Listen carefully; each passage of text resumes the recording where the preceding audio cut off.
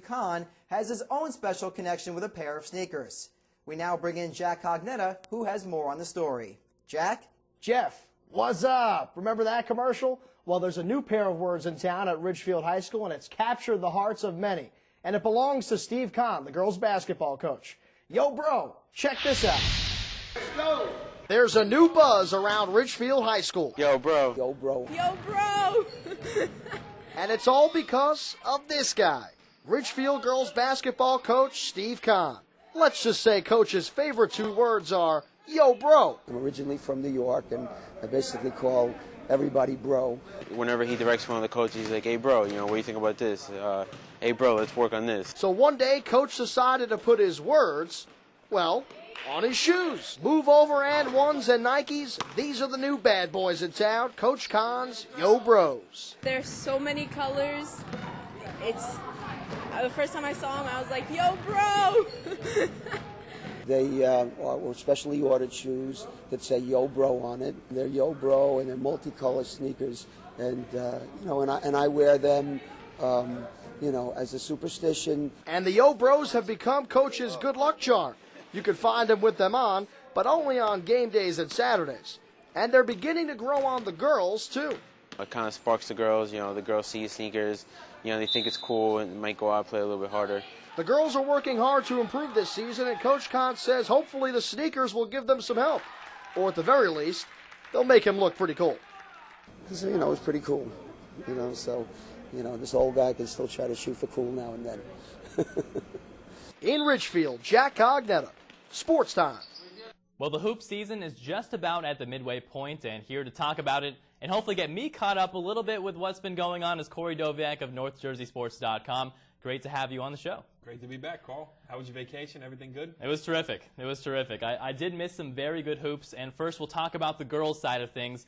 And they've really been stealing the show from the boys. A lot of great teams, a very top-heavy girls' side this year. What's been going on with the girls' hoops? It's been a lot of fun, actually. You have the top of the Bergen County ladder is reading like a who's who of girls' basketball programs in Bergen County with IHA, Pascack Valley, Old Tappan, Teaneck. The list goes on and on. It really is a lot of very good teams in the county. And the county tournament's going to be a lot of fun this year because 1 through 8, everybody's going to, not only when you get to the quarterfinals and the semifinals, obviously those are always going to be good teams, but there's going to be some good matchups in that first round on that first day where maybe you catch an upset that in years past probably wouldn't have happened because of the depth of the quality teams. Well, speaking of good matchups, there's this charity event, a little mini tournament coming up on Sunday. What's going to go down with that? Some of the top 4 teams in the whole county playing there, right? Yeah, and you can start with the top 2. IHA against Pascack Valley. That's going to be great. That's going to be a packed house. That's going to be a county tournament final atmosphere. And then you followed up that up with Old Tappan against Teaneck. And right there, those might be 1, 2, 3, and 4 in the county, in girls hoops, and they're going to be under one roof for a Sunday afternoon. It should be a lot of fun to be there. Yeah, hopefully we'll be there and we'll have highlights of that. Let's play a little hit or miss, Corey. We'll talk a little bit more about girls hoops. Ridgefield Park. They started the year slow, 0-3, and now they've just been on a tear, winning 6 of their last 7 games. Hit or miss, which is the real Ridgefield Park team, the 0-3 team or now the suddenly red-hot Scarlets? I'll have to give them a hit. I think they're the suddenly red-hot Scarlets, and I will say that I was at the first game that they won this season. They started 0-3. Leonia on a Saturday morning got them going in the right direction. And they have, not that they didn't have the talent. They knew they had the talent to compete, but they had brought so many kids up to the varsity level this year that I think it just took a little bit of while for them to gel together and start playing as a team and realizing what it takes to win on the varsity level, which is, I believe they were undefeated on the JV level last year. So maybe a little bit overconfident early and then found their stride lately, and Scott Papetti has them turned around and doing a great job. And perhaps Corey Doviak, a bit of a good luck charm, huh? You're there for the win streak. I'll have to remind him of that, yeah. Boys hoops, New Milford, another surprise team. They won 6 games all last season. They're already 7-2. Hit or miss, New Milford's chances at winning the BCSL Olympic title? I'm going to have to say a miss, although I will qualify that by saying they have a great chance to make the Jamboree, and also, the state tournament seems like a lock at this point, and it's a great story. The reason I say miss is because Park Ridge and Vince Richmond just, such a tough matchup for teams.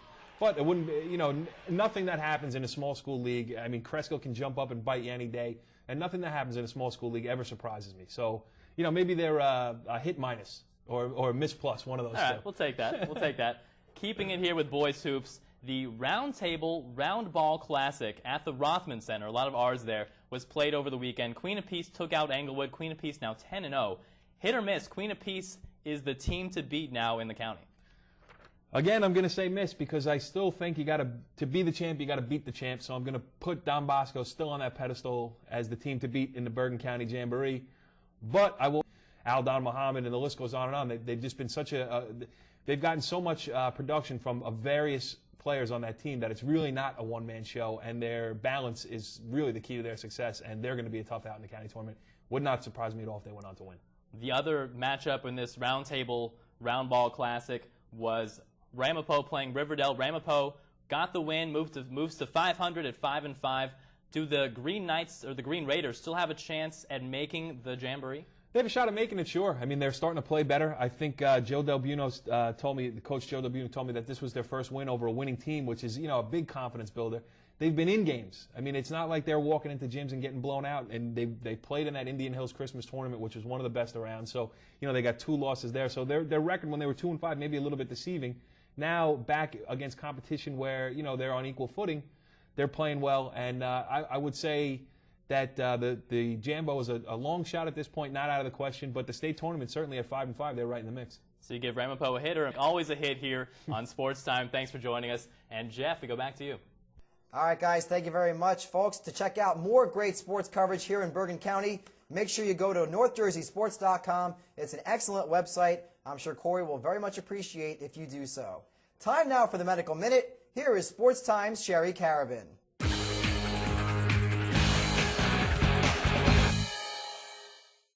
Keep your knees straight and walk back to the start.